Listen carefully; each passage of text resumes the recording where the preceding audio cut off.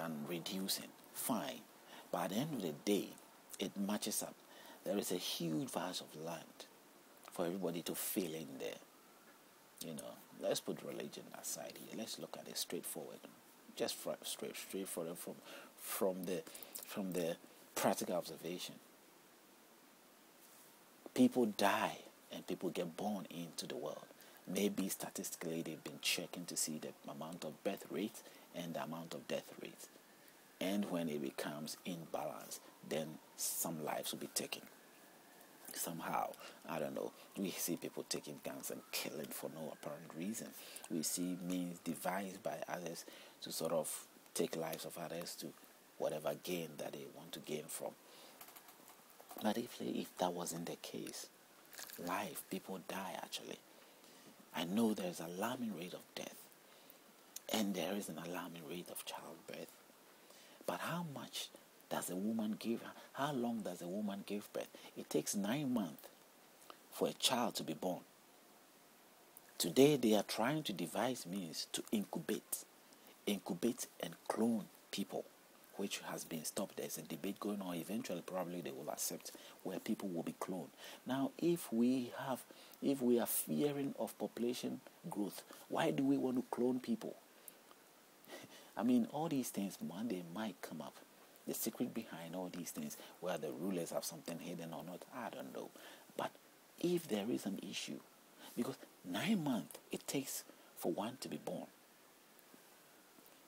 and how long does it take for people to die?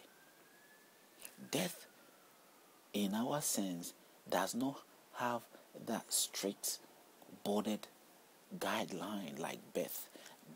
To give birth is definitely the child has to be conceived for 9 months. So they are not just coming, boom, boom, boom. No way. And that baby, 9 months, that woman has to wait for a little while before he gives birth again. If instantly he gives birth to twins or triple, okay. But it doesn't happen that much. But let's move to the side of let's go to those who are the birth rate who check these things. And let's move to the side of death. Children die. Even when it comes to the sperm or the eggs that are developing in the womb of a woman, many of the sperm is being terminated. Only one or a single one will generate to a baby. So out of the many that is being exterminated during the process of procreation, the babies that have been born, even we have lost in there. And in the process of growing, these children growing, some even die along the way. And even when you grow to a certain age, death takes place. So death is in an alarming proportion that we are being reduced in the process of growing. So the process of population growth is in a vast time range difference. It's even striving. It's a striving process. It is not a process that takes place in a second. It's a striving process that we should not even tamper with it. We shouldn't even think of overpopulation. I don't know why at this stage we do. Because there is much more extermination of human life ended than population growth. But most of the time it's coming from the greedy mouth. That person who feels that he's got 10 cars, 20 cars. He's probably got 15 cars. He probably got 3 cars, 10 houses.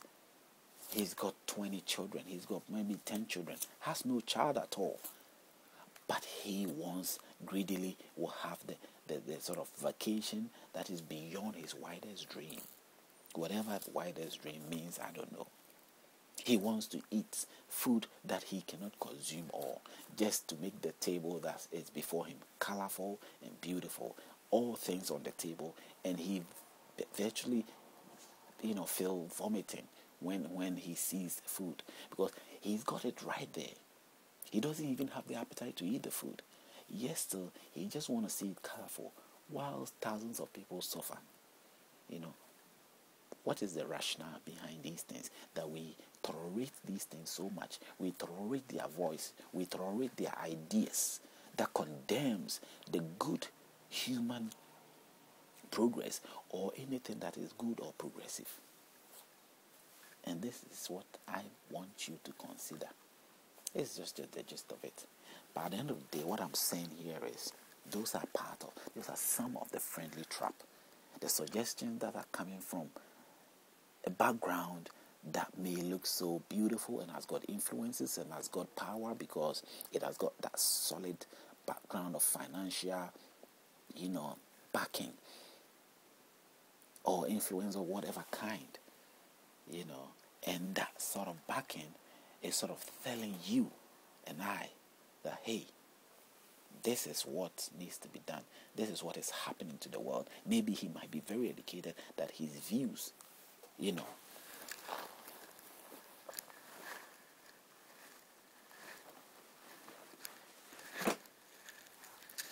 that his views may be so much